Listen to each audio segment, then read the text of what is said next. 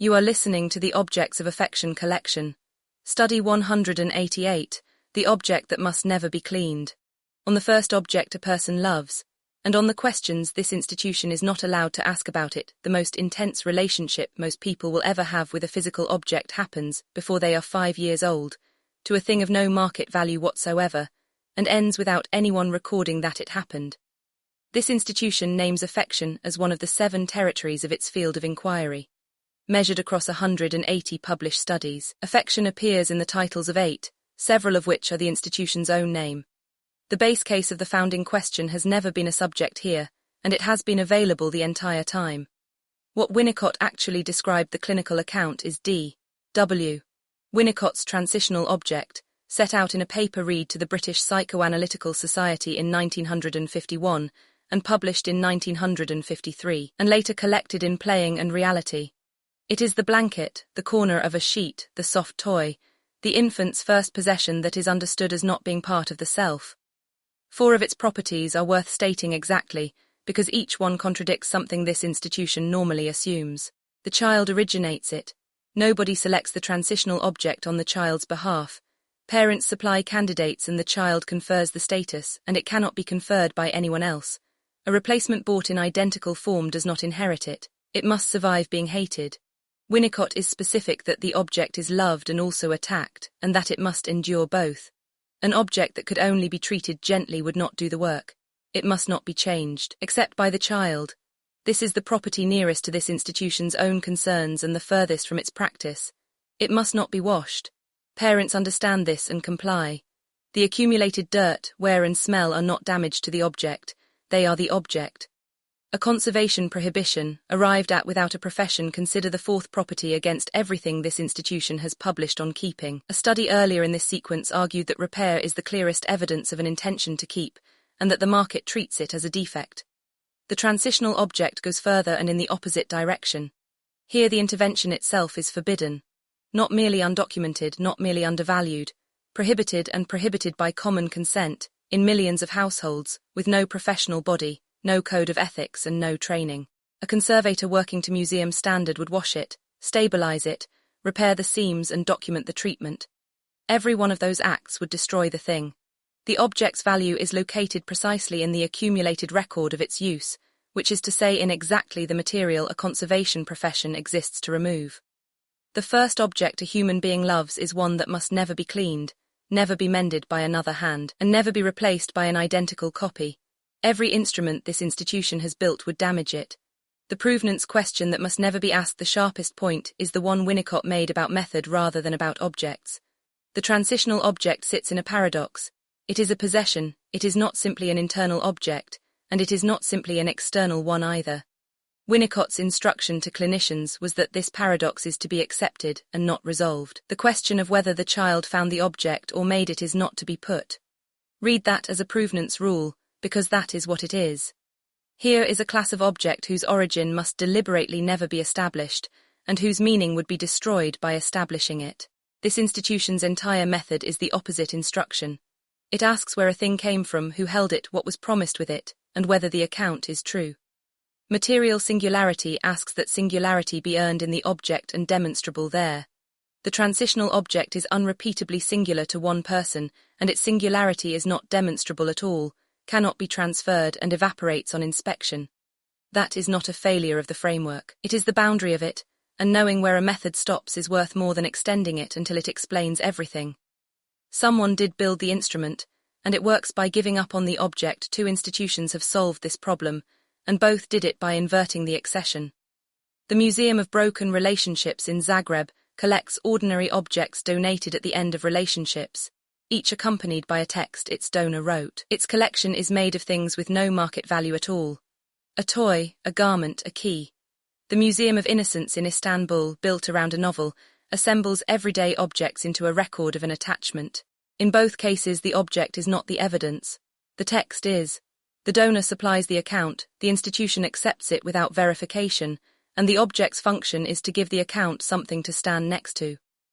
Provenance has been replaced by testimony, and the testimony is uncorroborated by design. That is a serious challenge to this institution's founding method instruction, which holds that the objects are the evidence. On the strongest available instance of human attachment to a thing, 2 working museums concluded the opposite and built collections that function. This institution has already met that inversion once, from a different direction, in the study of an exhibition that declared its own objects facsimiles. A show about a city's unofficial history stated on the wall that the research was true and the objects were reproductions. 2 encounters now in 2 different fields, with institutions that put the evidentiary weight on the account and treat the object as its illustration. The honest reading is not that the method instruction is wrong. It is that it holds where an object can carry evidence and fails where the evidence was always in a person.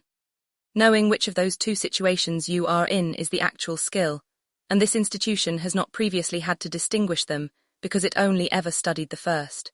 A museum of childhood holds 1,000 of these, and not one of the museums do collect these objects.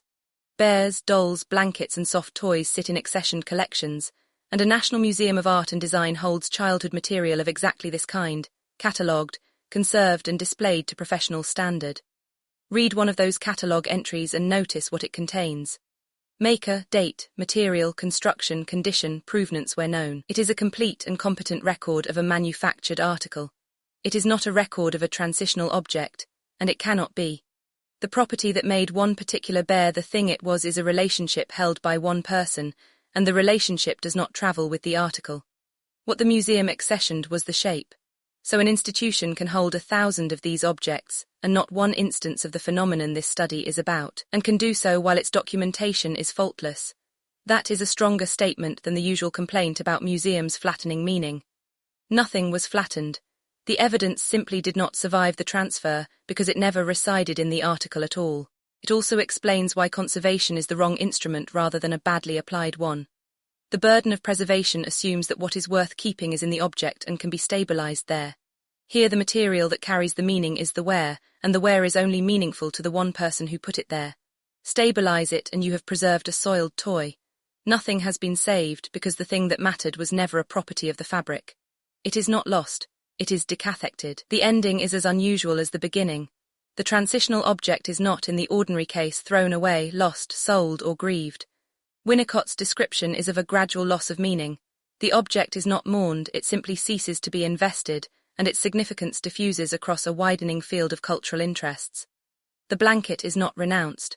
It stops mattering, and nobody can say on which day. Every mechanism of disposal this institution has studied is an event with a date. A sale, a bequest, a lien auction, a house clearance, a deaccession.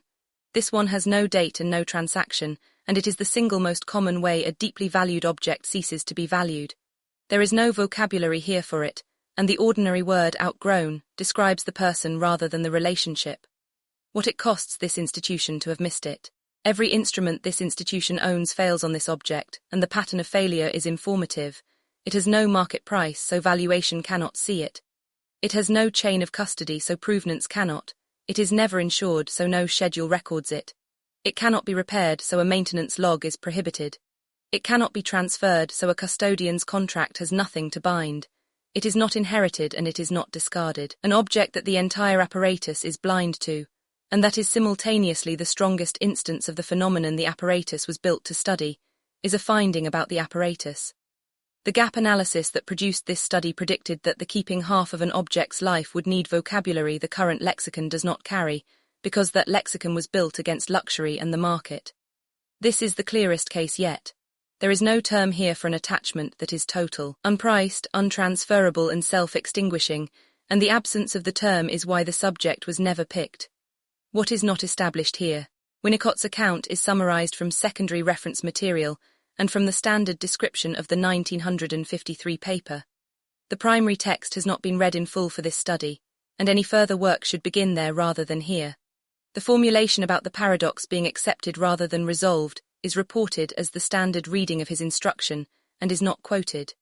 Subsequent psychoanalytic and developmental literature has revised, disputed and extended the concept for 70 years, and none of that literature has been surveyed. Cross-cultural variation in transitional object use is documented and is not examined here. Nothing in this study is a clinical claim, and it is not about children. It is about a class of object and what a method can see of it. No claim is made about how common the phenomenon is, and no figure is quoted because none was sourced. The museum material describes what such collections contain and how they are catalogued, from published collection practice. No catalogue entry was read for this study and no curator was interviewed. The two museums described in this study are characterized from their own public presentation of themselves. No visit was made, no collection was surveyed, and no claim is made about how either institution would describe its own method. Coda. The object is grey where it was another colour, flat where it was stuffed, and it smells of a particular house. It has no price, no papers, no maker's mark, and no successor. Its owner will not be able to say when it stopped mattering, and will be able to describe it in detail 40 years later. It is the strongest evidence available for everything this institution believes about objects, and this institution has no instrument that can pick it up.